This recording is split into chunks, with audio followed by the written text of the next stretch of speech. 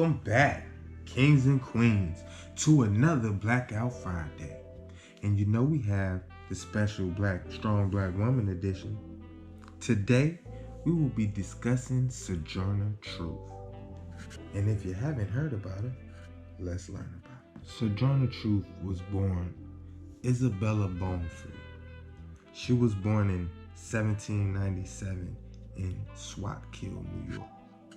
Of course, named after her masters at that time.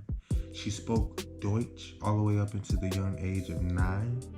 Then she was, of course, shipped around quite often. She went through a very, very rough experience. She was a very dark complected woman.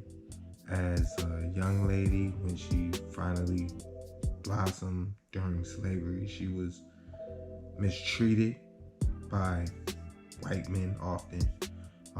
She was used for heavy labor despite being a woman. She did not experience the easier house-ridden slave syndrome. She experienced the full-blown outside work is hard until you die syndrome. Sojourner Truth's last master was a man by the name of Dumont, a terrible man, a known rapist, a terrible, terrible owner. So that was her last straw. She had it with slavery. In 1826, she decided to get up out of there, taking her infant child with her. She was unable to take the rest of her children due to their age. But she made her way out, found a family that went by the name of the Van Wagenens, and they gave her shelter while she served as a housewoman in their house. Now, in 1828, Sojourner Truth, with the help of the Van Wagenens, takes to court a slave master due to the fact that he illegally sold her son from the north down to Alabama. She takes him to trial, and she becomes one of the first black people to win a court case against a white man. She won, and she was able to get her son back. Sojourner continued to seek shelter and work with the Van Wagenens, working in their home and other people's homes as a housemaid. She also kept her 2 children around very close, and they grew up in a very religious environment. In 1843, she changed her name from Isabella to Sojourner Truth because she said the Holy Spirit spoke to her and told her it was time for her to spread truth. With her new name, Sojourner Truth, she stepped out and became an intern minister. She was like a traveling pastor.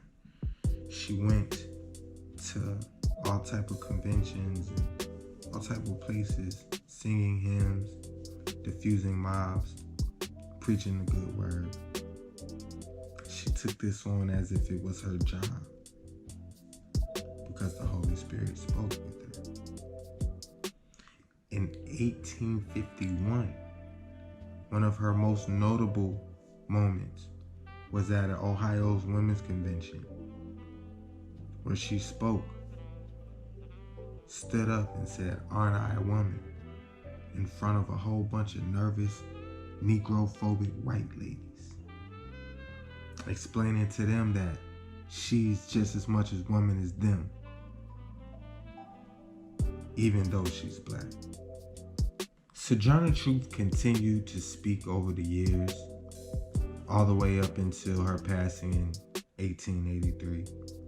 But before she passed, in 1871, she spoke adamantly, telling the government that they needed to give the black people land and allow them to settle out west. 1865, they had just released the slaves. So they had no land, no resources, nothing. She tried her best to get those resources so we can live that better life. Unfortunately, she was unable to do so. Sojourner Truth was a strong black woman. She was an abolitionist, like Frederick Douglass.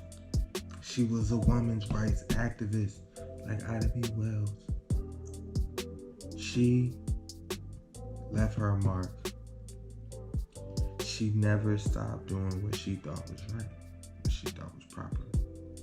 And she never stopped caring for her black brethren. She experienced the hardships of slavery, wanted nothing to do with it, and wanted it for no one else. For that, I must salute Sojourner Truth for being a part of our black history. And, of course, that's the end of Blackout Friday. I hope everyone likes, shares, subscribes, drop a little comment. Tell me how you feel.